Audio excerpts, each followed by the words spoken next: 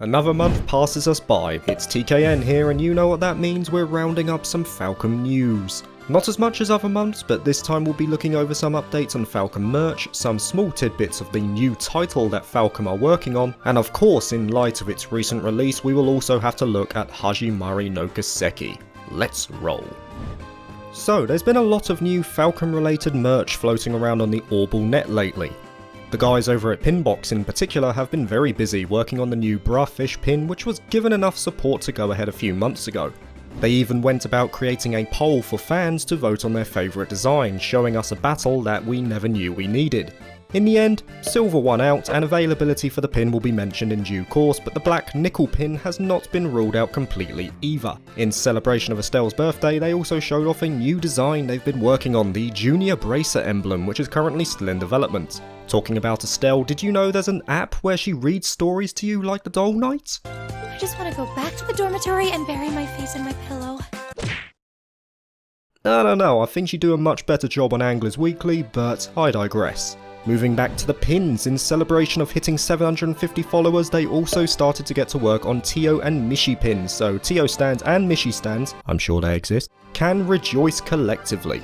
Now we move on to the limited edition of Cold Steel 4. At the beginning of the month, some images were shown on the upcoming final design, at which point fans started to realise that the concept art had been changed from the Awakeners cover to this. It wasn't long until the NIS America site, both EU and North America, had the image amended to what we can only assume is the final design. Now at first, it was as if the Great Twilight had released itself upon the fandom. It initially seemed like a strange decision. I admit, I was more a fan of the Awakeners cover, but NIS America showed off their reasoning behind this. Last month, they ran a poll for the reversible cover art on the game's box, from which a slightly worse for wear Reen won out. But the second position was taken by the Awakeners art.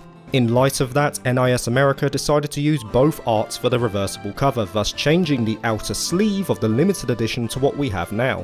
All being said, I do think this was a good move. It means that the most popular art is available to all those who purchased the game, not just those who bought the limited edition. I will also say I'm a big fan of what they did with the art cards and the Black Record art book, though I've yet to see that concept art change on the EU site. And finally, we move on to East Origin, which of course thanks to Dotemu is getting a Switch release. Last month, it was stated that European retailers were to be announced in the near future, and lo and behold, a partner store was announced soon after. Made available by Strictly Limited Games, the European limited edition is limited to 1500 copies and includes a collector's box, soundtrack, diorama, enamel pin, and sticker sheets. Yeah, it was okay, but I went with the limited run games version. But there's no doubt you're getting good value for your money at just €45. I don't know if more partner stores will be announced with their own exclusives, but I'm sure if there were, Dotemu will announce them in due course. Now it's only natural that we first go over the progress that the Geofront team are making on their simultaneous projects.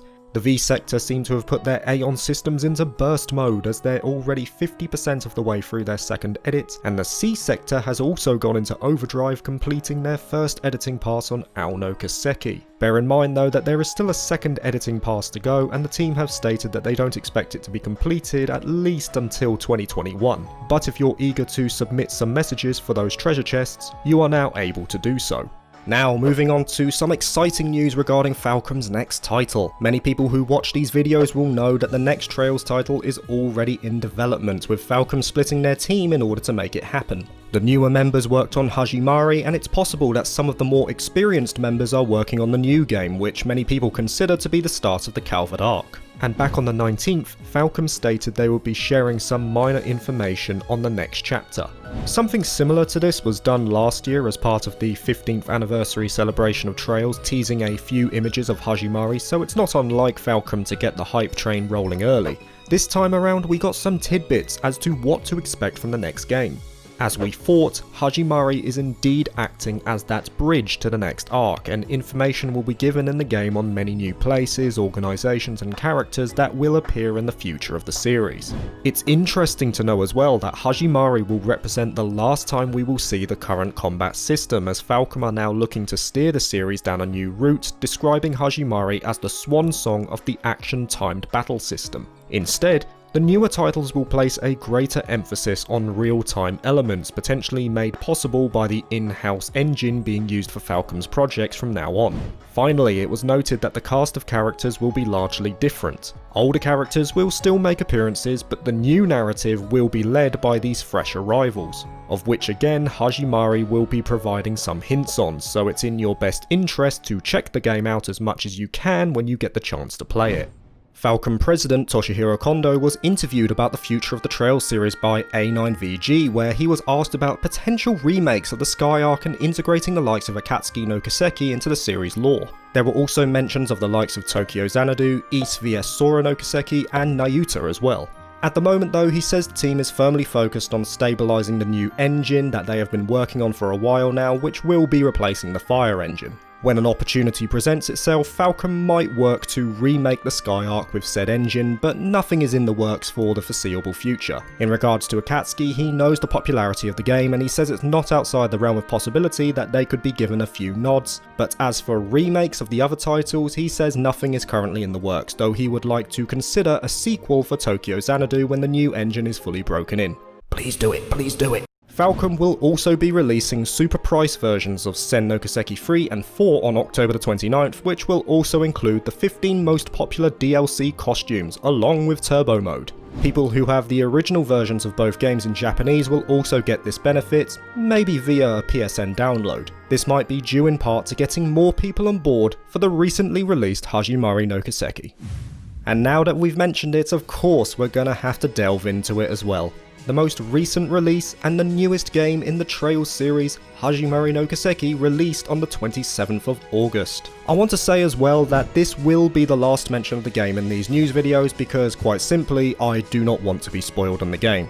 The only mention I'll make of Hajimari after this video, at least in a news context, will either be in regards to the translation spreadsheet, which is currently being worked on by the likes of Kitsune and February Night. You can check the progress via the link in the description, and the official localization announcement in the future, which I imagine will be sometime in 2022. If you guys do play the games beforehand, please do not spoil it in the comments. Mark the spoilers beforehand, please. In light of that, if you don't want to get spoiled, move to this timestamp.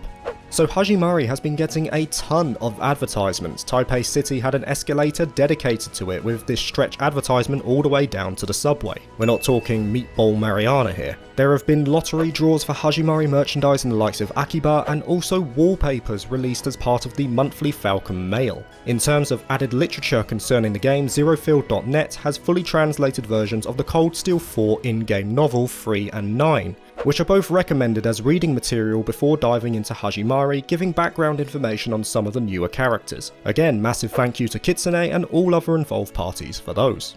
And for those purchasing the games digitally, there were various versions available, including a standard edition, the digital deluxe edition, which includes all DLC released from 27th of August onward, and a season pass, which includes the same things as the deluxe edition minus the game itself. And if you had any doubt that Falcom weren't having fun with this DLC, check this out. Who needs Uber Eats or Deliveroo when you've got C on the march? I swear, if I used any of these costumes, I wouldn't be able to take any of the cutscenes seriously. I mean, what is this? Deadly potassium? Fallen leaves melon form? I jest, but to be honest, I like it. I can't wait to see what shenanigans players get up to with this stuff. Hajimari also received its Famitsu review score, getting a 33 out of 40, the same score as Cold Steel 3 and 4 in Japan.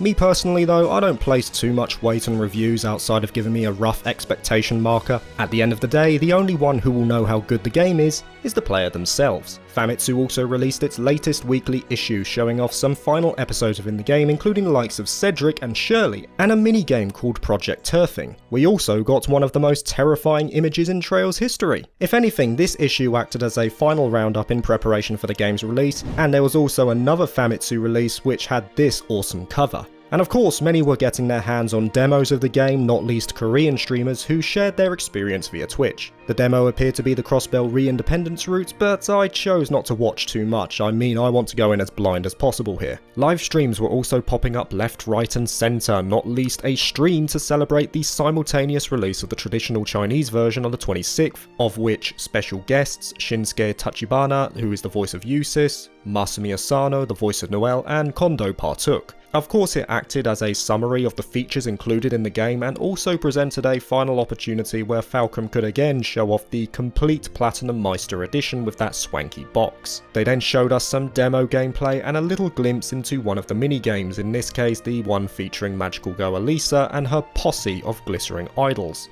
which also happens to have a light novel. With that done, this particular livestream came to an end. But Dengeki wasn't to be outdone, as a week prior they also had a livestream bringing Junki along to show off some more gameplay in the True Reverie corridor, including the dungeon that goes with it.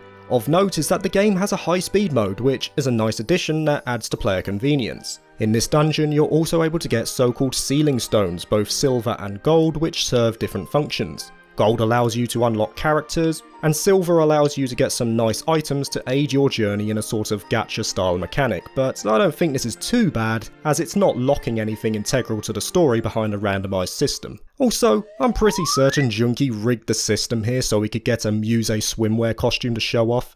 I see you, man. We also got a small glimpse into the cross-story mechanic, which of course takes centre stage here, but overall, the gameplay looks similar to what you've experienced in the likes of Cold Steel 3, with a small neat addition in the Valiant Rage, which appears to be a rush mechanic a la the Crossbell arc, but with more characters than just those in the active party. So with Hajimari released, all we have to do now is wait for the Zerofield.net team to do their thing, and we can experience this journey too.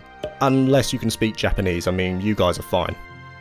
And that is it, guys. Your Falcom news for August has been rounded up, and like I say, there will be no more Hajimari news now outside of the spreadsheet and the eventual official localization announcement. Thank you for watching, please leave a like and subscribe for future Trails content, and I'll see you later. Peace.